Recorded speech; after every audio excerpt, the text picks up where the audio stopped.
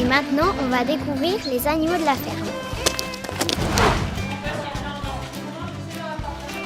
C'est bien, mais je trouve que ça se fait pas trop parce que les mamans, elles sont enfermées dans leur espèce d'enclos. C'est très gentil, ils sont trop mignons aussi. J'ai appris aussi comment le cochon il sortait de la maman, la tête la première, la queue après. Grâce à ça, en fait, les enfants ils ont pu découvrir comment fonctionne un élevage d'animaux de ferme.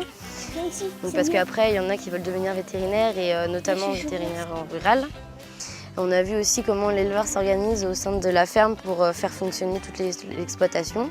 J'aime bien les animaux et puis comme c'est une bonne visite, ça le fait en plus, quoi.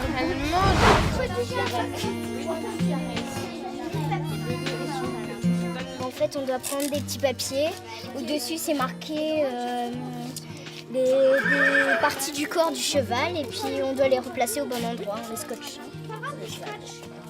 Encolure, c'est le cou. Creux du jarret. Je sais pas, c'est là. Non, moi je pense que c'est ici parce que ça fait un creux, non? Mon atelier consistait à apprendre et réviser les parties du corps du cheval. A priori, ça leur a bien plu. Ils ont appris certaines parties pour ceux qui ne connaissaient pas toutes les parties et révisé pour ceux qui connaissaient déjà pas mal de parties. C'est un moyen mémotechnique. Le boulet, là, il est un peu rond. Et là, ça fait le canon qui tire un boulet. Oui. Moi, j'ai bien aimé les papiers sur le cheval parce que ça nous a appris des parties du corps. Elle nous a rien fait, elle nous a pas mordu, elle a pas vraiment bougé. Donc c'était sympa. Donc pour la remercier, on lui fait des petits massages.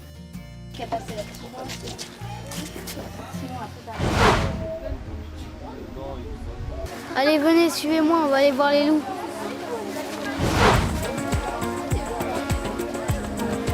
Il y a un loup qui nous suit parce que tu vois, ils veulent savoir combien on est, et puis ils veulent savoir qui on est, parce qu'ils ne sont pas habitués à nous. Tout ça. Maintenant, c'est le repas des loups, on y va. Du point de vue pédagogique, aujourd'hui, bien sûr, c'était découvrir cet animal exceptionnel et mystérieux qu'est le loup. Découvrir donc, la hiérarchie au sein d'une meute, l'alimentation, le mode de vie des loups.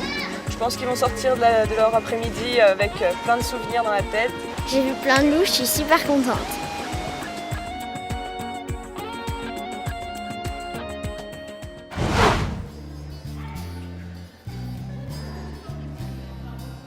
Je travaille en longue raie. C'est comme si on avait des rênes dans la main, sauf qu'on se fait à côté, un peu à côté du cheval. Ça apprend à peu près à quoi servent les rênes, comment s'en servir et tout ça. Donc bon, puis pour voir un peu la difficulté que c'est aussi, parce que c'est pas toujours très simple, comme c'est des gros chevaux quand même. C'est assez compliqué, enfin voilà. Bon, c'est assez cool comme truc. C'est vrai que ça permet d'être à une autre place par rapport au cheval. Et c'est ça qui est intéressant. Et on retrouve souvent les mêmes défauts qu'à cheval, les rênes qui se détendent, pour quelques-uns. Mais c'est un autre contact et je crois que c'est vraiment riche pour eux. Au début, ça paraît facile, mais après, ça se corse. Nos jeunes de Téligo sont allés jusqu'au parcours rouge. Donc c'est déjà un parcours très sportif, avec un gros saut pendulaire à sensation quand même, et puis plusieurs ateliers assez vertigineux. Voilà, ils sont tous ressortis avec le sourire, donc je pense apparemment que ça leur a bien plu. Au début, ça fait un peu, on ne sait pas comment ça va faire, mais finalement, c'est super. Surtout là, quand on saute dans le vide, c'est pas mal.